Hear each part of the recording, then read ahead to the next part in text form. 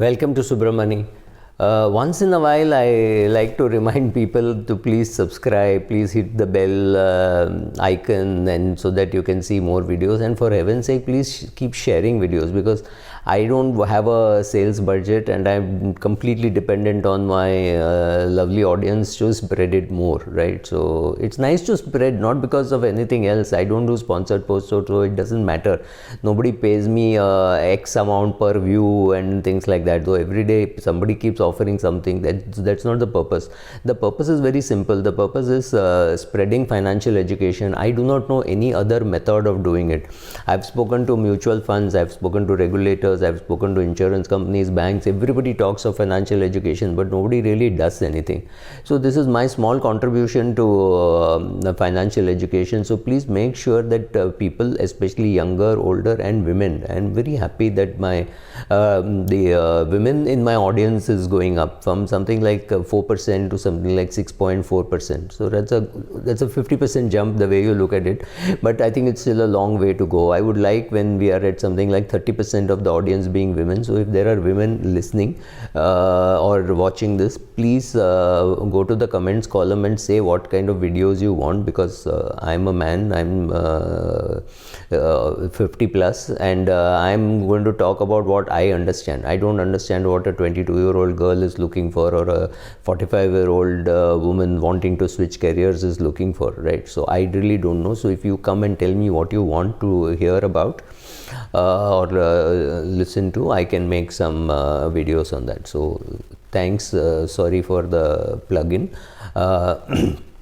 More importantly, I wanted to talk to you today about the resignation pandemic that is going on. Many people are today leaving their jobs to think of doing something on their own, or change of job or whatever.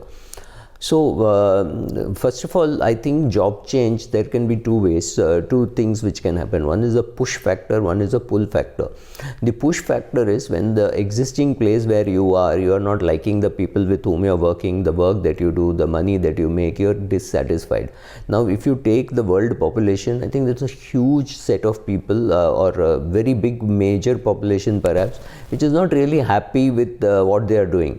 Let's say Virat Kohli is not happy with the way his cricket is going. He really doesn't have a choice. What choice does Virat Kohli have? Can he go and say, I will not play cricket, I will start playing something else? No. Whereas in employment, people may have a choice of saying, okay, I don't like this company, I don't like to be in accounts, can I shift to HR? Or some leeway is possible, or say I don't want anything, I will start off on my own. So first of all, find out, is it a push factor or a pull factor?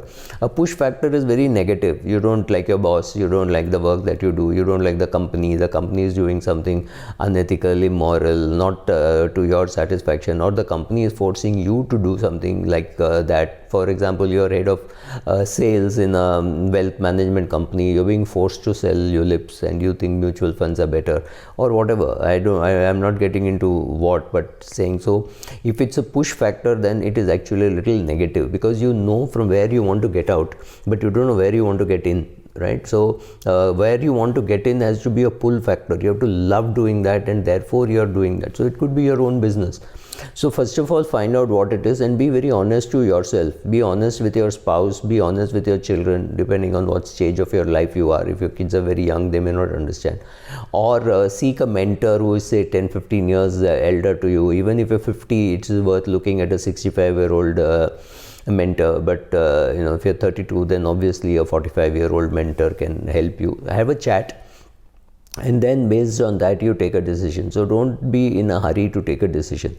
If you are going to be on your own, go and have a look at how much of health insurance you have, how much of life insurance you have and will need, how much of your if you are not writing down your expenses, please sit and write down your expenses. Sit with your spouse.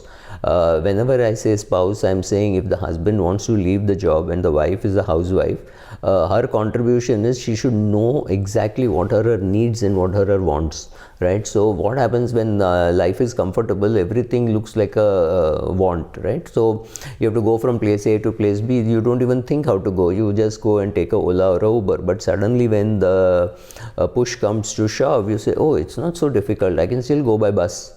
Why should I go by Ola? Why can't I take a train? Any of these possibilities are there. So don't rule out those possibilities of either public transport, eating more at home, depending less on Swiggy and Zomato, right? So all those things. So sit and honestly look at all that.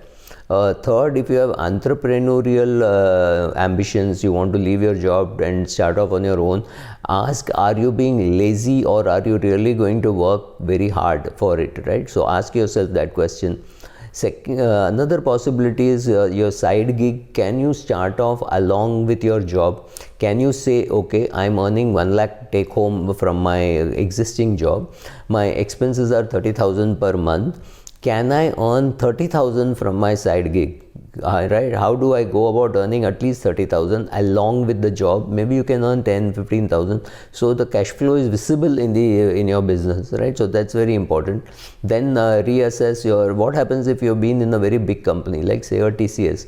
It has got a large number of employees, so they can, for an additional small amount, cover your parents, cover your in-laws, etc. for medical. That the value of that may be worth about 50,000 to 1 lakh when you go off on your own. When you go off on your own and you try to buy insurance for the senior citizens in your house, anybody above 55, 60 senior citizen, especially if they have some pre-existing illnesses, you may not be able to find cover as easily as you found when you were working in a big company where they did not bother you too much, simply because they had from 4, 5 lakh, 7 lakh people taking insurance, so it didn't matter, right? So whereas if you join even a small company with 30 employees, they may say, oh, we will give you more salary, but we will not give you any health insurance. Now that can be something very critical for many people.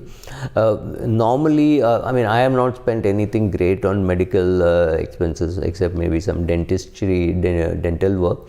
But I have not really spent much on my health related stuff, but that may not be true for everybody. So if you are not very sure about how much of health insurance you need, have a look at it, sit with your wife and talk, right? See what are the other acquisitions that you must do, right? Because it may not be very easy to get a loan after you retire, or rather after you have resigned and you're doing your own business. But if you're looking just for a change of job, then it's much easier. If you are planning to go and get yourself educated, maybe do a 1-year MBA from the IIMs or ISB or things like that, then you have to come back and apply for a job. And believe me, I have found people struggle for a couple of years unable to find a job.